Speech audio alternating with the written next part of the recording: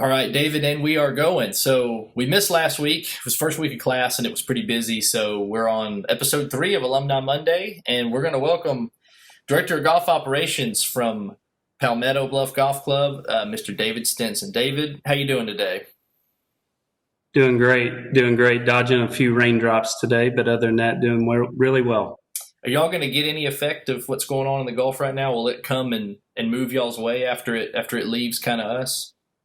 It may eventually make its way back here, but I think you'll probably see more in Starkville than you will here. So Yeah, we've got an event this weekend. We were already looking at how these things are, I guess, going to cross in the Gulf and how it's going to affect. There's a lot of courses shutting down in Louisiana this week, and the history they've had with this is always. I mean, they're always on edge when anything starts to come up through there.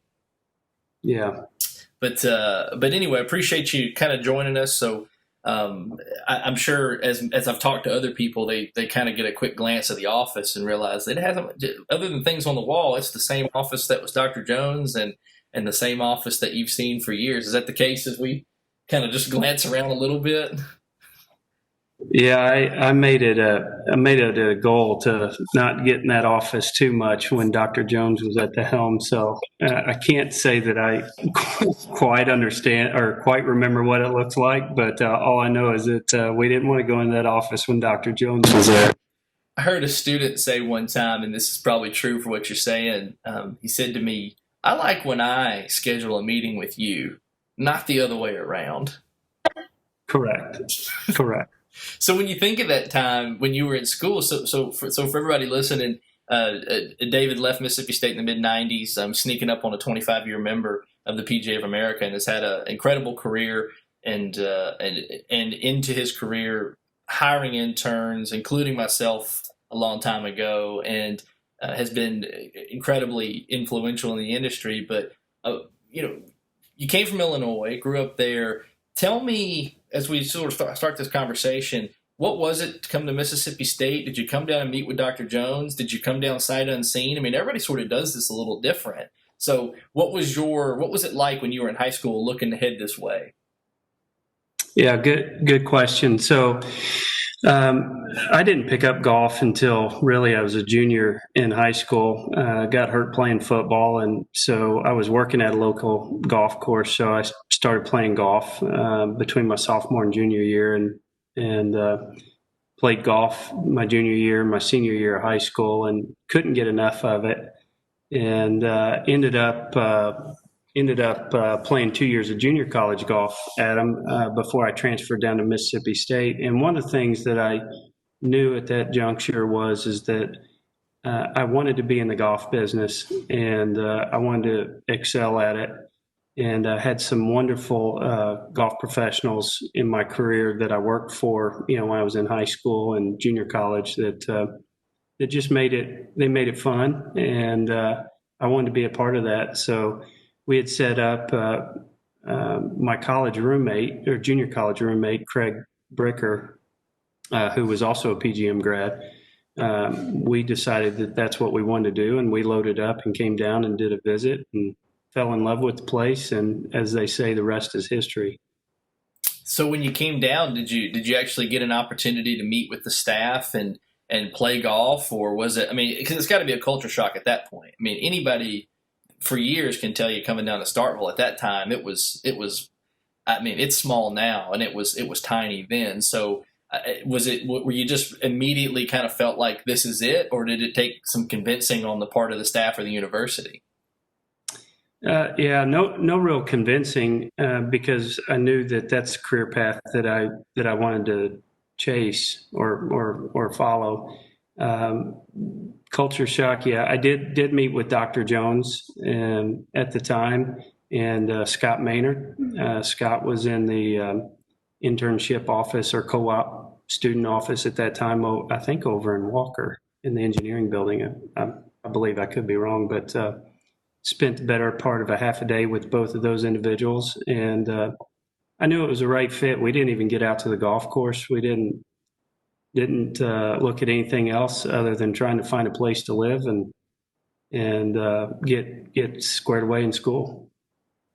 Man, I mean, I think I hear for years and years, you hear people that come from all walks of life and all different backgrounds and all different areas of the country, and they come to Starkville. And I think what's interesting is talking to individuals about how the small town SEC school, there's a lot going on, but how the majority of our graduates, nobody grew up knowing a thing about Mississippi State, knowing a thing about Bulldog sports, or knowing a thing about anything Mississippi related. And you come down here, and all the PGA golf management students come together with that similar bond. And that can be an interesting thing to explain to parents when they come and visit, and you tell them that, really the PGA of America and the golf industry itself, the pulse of it goes through Starkville. It really is. And your classmates and people you at school with are so influential in the industry today.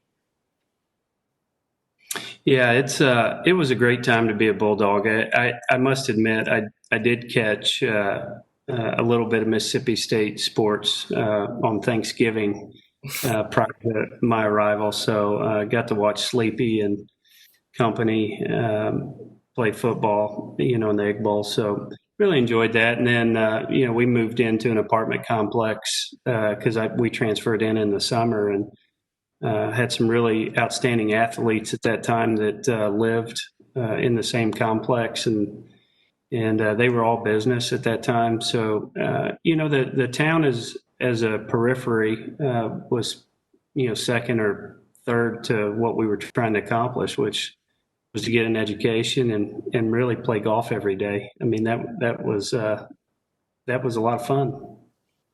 Yeah, you look back on that time now and realize how much opportunity you did have to play golf. And I'm trying to tell the students now that while they're taking classes online, try to stay on top of your studies. But now's a unique time to play a whole ton of golf. So upon graduation, give me a quick rundown. Where do you start out, and how do you get to where you are today? So because the average PGA professional can have up to 4 to 7 positions. And as you kind of make your way through this industry, it takes a lot of people, it takes a lot of hard work, and there's a degree of luck as well. But I always say that you've heard luck is where opportunity and preparedness, meet. So tell me about leaving Starkville, and then how do you get to South Carolina?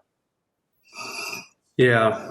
And I apologize if I'm long-winded on this, but, I made a decision when I was a graduating senior that I needed to go work for somebody that knew people and that would invest the time in me to make me the golf professional that I wanted to be. I wasn't naive enough to think that I knew it all.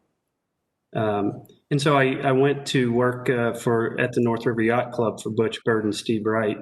They took me underneath their wing and taught me everything. And within 3 years, I was the golf professional for Butch. There, he was the director of recreation at that time, and wasn't looking to leave. And Bob Barrett at the time, who was just starting Honors Golf Management Company, called me up and asked me to go see a project just south of Birmingham, Alabama. And so went with him and fell in love with the owners there and Farm Links, which, Adam, you were part of that stellar staff that we had there. So finished building it and operating it for the Purcell family and Bob Barrett for 5 years. And then, again, wasn't looking to leave. And MGM Resorts International came looking for me, and had a wonderful time for 9 years on the Gulf Coast in Mississippi. So finished building and operating Fallen Oak for 9 years as the general manager. And situations with the casino industry took a big hard turn in 2016, and so this opportunity here at Palmetto Bluff in 2016 presented itself to me, and I've been here ever since and love it. So been the director of operations, so golf course maintenance, tennis, golf membership, golf operations here. So everything but food and beverage from a general manager standpoint, which is fine by me. Absolutely. There's so many individuals that we've had go through this program that I've heard the name Butch Bird from so many individuals, and while I've had an opportunity to meet him, I mean his influence cannot be understated for not only our program but the industry as a whole. No, I couldn't agree more with you, Adam, and it was an honor to run his campaign. You know, we fell a few votes short for Secretary of the PGA, but it was a great honor when he tapped me on the shoulder and said, "David, I want you to manage my campaign." And so I got to meet people from all over the United States, traveled all over the United States with him for a year, stumping for votes and learning the inner workings of the political side of the PGA of America. It was a true honor. Absolutely, and you know, being from Illinois and coming down to Mississippi and then staying in Alabama for as long as you did, and then going to South Mississippi and South Carolina, unless an opportunity presents itself, you can't pass up. I don't see you leaving the warm temperatures of the Southeast. Would you? Would I be right in that assumption? Yeah, 100%, 100%. It's bittersweet to leave your hometown and come back and visit. But the more we come back, the more we realize that there's really nothing in the area that would attract us back there outside of family. And, thank the good Lord, our family's still able to travel and come see us. So, and we get back, but, Southern Illinois is vastly different than the metro Chicago area and coal mining communities. So, there's not a lot of big golf in Southern Illinois. Yeah, that's right. We've still had a good bit of Illinois prospective students in full enrollment for Illinois because they're trying to flee that bit of snow that you can get and get down here and play some year-round golf. So, well, David, what do you think if I'm encouraging all the current students to watch these and listen to these conversations, and as we continue these, I'm probably going to involve some students, but we've gotten to a point where we really can't have speakers come to campus, so we're missing out on a huge opportunity to have students hear from graduates. But if you had an opportunity to walk into one of my classes right now and give a PGA golf management student, whether it be right out of the gate freshman or an about to be a PGA member, it can be a hard message to deliver. What would you have wanted to hear while you were in school that maybe you didn't, or maybe you would like to hear a different way? Mississippi State does such a wonderful job of giving you real life experience with the cooperative education programs that are embedded within the professional golf management school.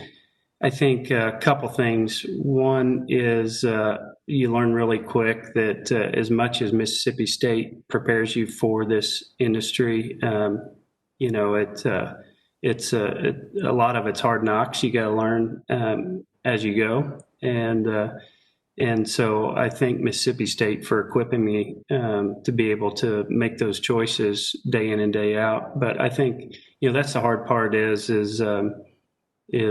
don't know what we don't know when we graduate. We think we know a lot, but as you can attest, coming through the program, it doesn't prepare you 100%.